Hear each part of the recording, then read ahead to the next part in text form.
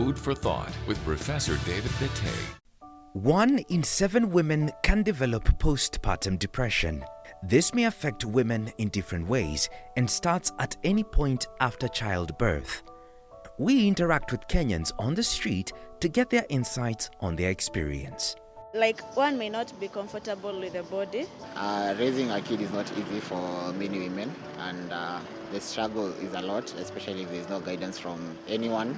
It is between life and death. Can lead to divorce. Neglecting a child. Instead of looking at the child as a point of love, you're looking at the kid as a point of maybe hate. Depression for some men. Financial difficulty. She may think that maybe you're not giving enough assistance.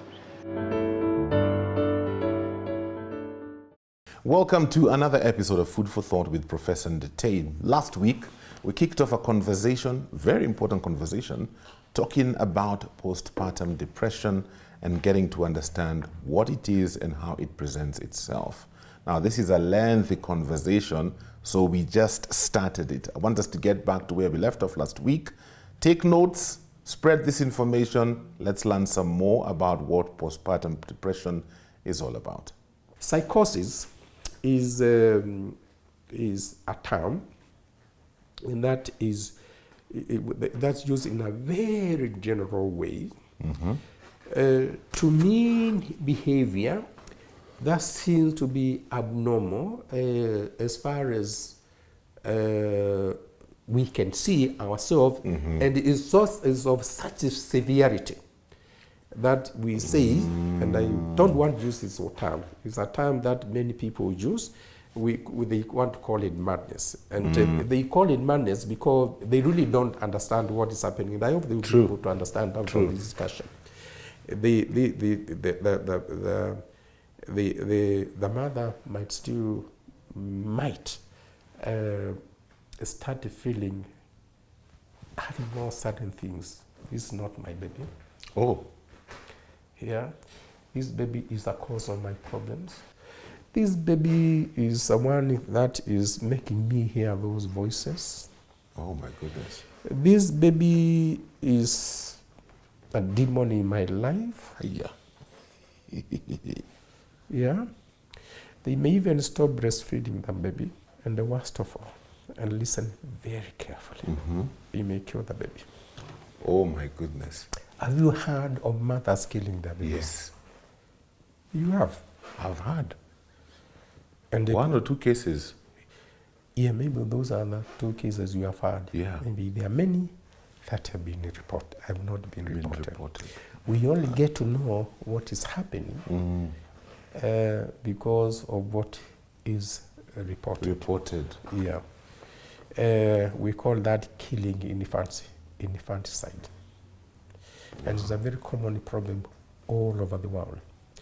And then we, as lay people, we start wondering, what the hell? What happened? What has happened? I said psychosis is a very general term. Yeah. Yeah, a very, very general term. There are many, you can, using our example, you can have headaches. Like we all get headaches. Is it because of this heat going on? Is it because of stress? Is it because of this?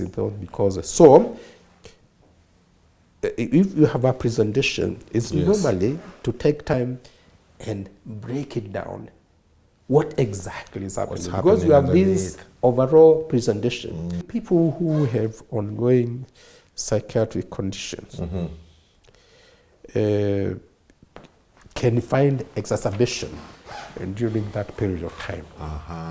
Yeah, exacerbation is that it was there, it was camouflaged, it was under the veneer, but the stress of delivering brings it back to the surface. Brings it to the surface. Yes, it's like we started by saying. You can get good news, but when you get the good news, it reacts in you, and it brings out different manifestations. Yes. Yeah, we call them live events, and any live event is likely to precipitate an underlying condition which we are not aware of and bring it to the fore. Yeah. It could also make an already underlying condition which we already know and make it worse. Is it possible these people have an underlying schizophrenic illness? Is it possible that they have an underlying mood disorder? Yeah. Sometimes a manic illness. A manic illness is when they are they go very high in the way they behave, their moods and things like that.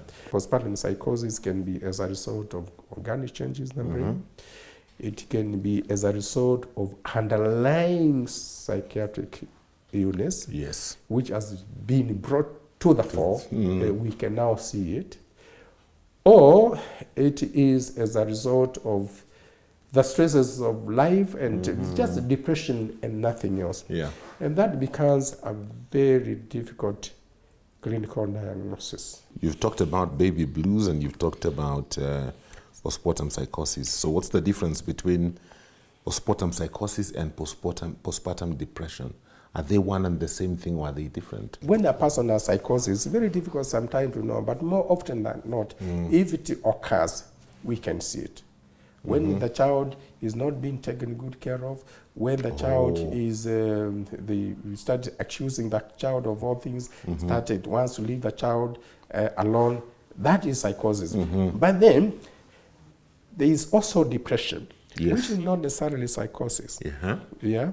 And when they are depressed, like it is inside them, and it's them who are feeling all of these symptoms, and that is very easy to diagnose. A clinician, any clinician, will be able to distinguish this very easily because they will know what kind of questions to ask, to know what kind of question to ask. Because the mother is not going to tell you, or the relatives are not going to tell you, our sister-in-law, my wife, is my daughter-in-law, my daughter is having postpartum psychosis or is having depression. We're using less than 30 minutes, using very systematic question. You can know. And you don't wait for them to tell you. No. Very simple. Listen. What are they telling you? Listen. What they are telling you. Yes. Most likely, in describing what they are seeing, they are describing or telling you the diagnosis. And it's for you to interpret the symptom. Postpartum blues is so common, but then postpartum depression is a severe form and continued form of postpartum blues. Does it last longer? And last longer. Okay. Severe, last longer. Yeah, then we might be talking transition from postpartum blues to postpartum depression with very clear presentation.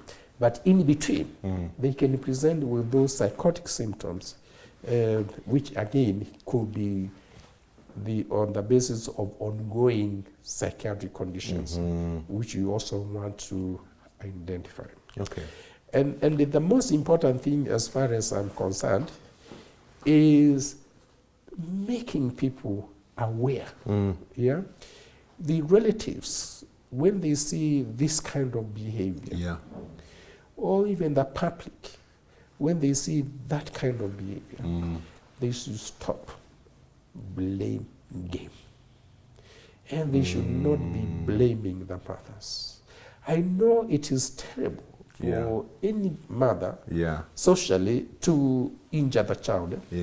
But is it their fault? It's not their fault. It's not their fault. I'm lucky so far I'm doing very well with my voice. But there are times when I lose my voice. Is it my fault? No. So why should you be blaming? And in that case, why should you blame my mother who is having this condition, or who is also having, or anybody for that matter who is having a psychiatric condition? It's not their blame. So awareness is very important. And awareness will not come until you put everything on the table and say, this is what is happening. You see, and I'm not trying to attack anybody. You see, everybody has got their own way of explaining what they see. Yeah? Human beings tend to have their own explanatory model of what they see. Yes.